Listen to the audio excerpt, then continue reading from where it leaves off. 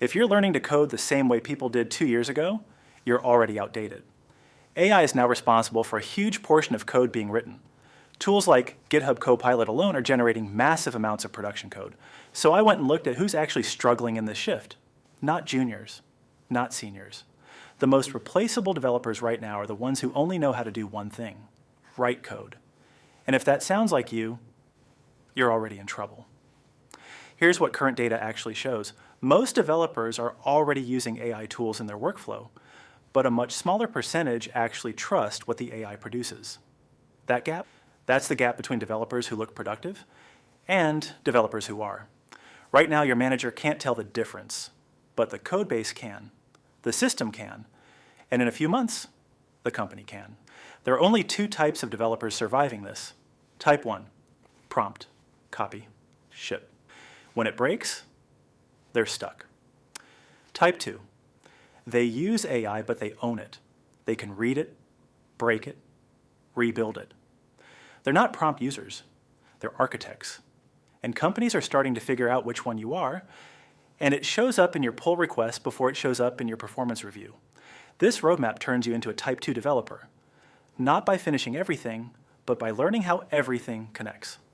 Before we start, one thing that changes everything. Your job in 2026 is not to write code. AI writes code. Your job is to answer 3 questions. What should we build? Why does it matter? Is what we built actually correct? AI is the fastest bricklayer in history, but without an architect, it builds walls that go nowhere. You are the architect. Start with Python. Not because it's easy, but because it's where AI actually lives. Most people fail here because they try to memorize syntax. Don't. Memorizing syntax is dead. Understanding syntax is everything, because AI can write code, but if you don't understand it, you can't fix it. Instead, learn the tools Python actually uses. NumPy for working with data at scale. Pandas for cleaning and understanding data. Matplotlib or Seaborn for visualizing what your data is doing. Requests for working with APIs and the internet. Don't try to learn everything at once.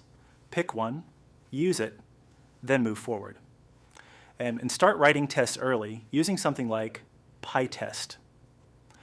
Because code that works once is not valuable. A code that keeps working is. Build something every single day, even if it's small. Yet if you're still watching tutorials without building, you're not learning. You're just very comfortable not learning. And now you learn how systems actually work. Now this is where it can start to feel overwhelming. Don't try to learn everything at once. Start with HTML and CSS, structure. Then JavaScript, behavior. Now pause and let that settle. Then move to React, front-end systems. Then Express, back-end APIs. Then databases, where your data actually lives.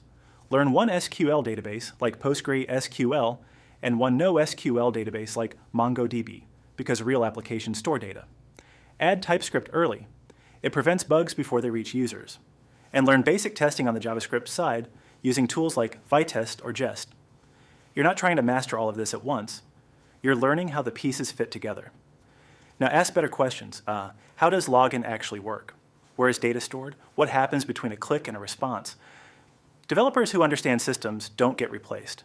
They get promoted. Now you build. 3 things. A CRUD app with authentication. A backend connected to a database. And a tool that solves a real problem you care about.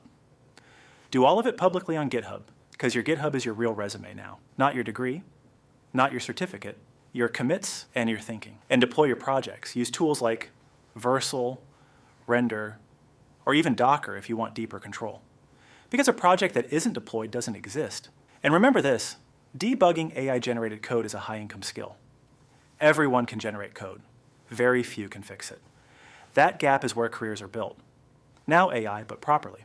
Go deeper into Python. Learn scikit-learn for machine learning fundamentals. Then start working with APIs, OpenAI, Anthropic, Grok, Hugging Face. Learn how to connect AI to real products. Then move into systems like LangChain or LangGraph to build real workflows and agent-based systems. Understand this clearly. AI researchers build models. AI engineers build products. You are becoming the second. Build chatbots, document tools, automations. And take prompt engineering seriously. It's not a trick, it's system design. Now you unlock flexibility. You're no longer stuck. If you want full stack in one framework, learn Next.js. If you want Python on the back end, learn Fast API or Django. If you want MERN, add MongoDB. Here's the truth. Frameworks are easy now because you're not learning syntax anymore. You're recognizing patterns. That's when learning stops feeling confusing and starts feeling addictive. You don't need to master everything here. You need to understand enough to connect it. What you've built is not just skill, it's a translation layer. Any new technology you encounter, you won't start from zero. The market is harder now. The bar is higher. Basic roles are disappearing, but better roles are replacing them. Developers losing jobs write code AI can replace. Developers winning make decisions AI cannot. That's the shift. AI is the most powerful tool developers have ever had. But tools don't replace people. They expose them. They expose who understands what they're doing and who is just following tutorials. 1 year from now, that difference will be obvious. Make sure you're on the right side of it. If this gave you clarity, I make videos on coding, AI, and what actually matters in tech. No fluff, no outdated advice, just things that help you understand and build better. Subscribe if that's what you're looking for, and start building.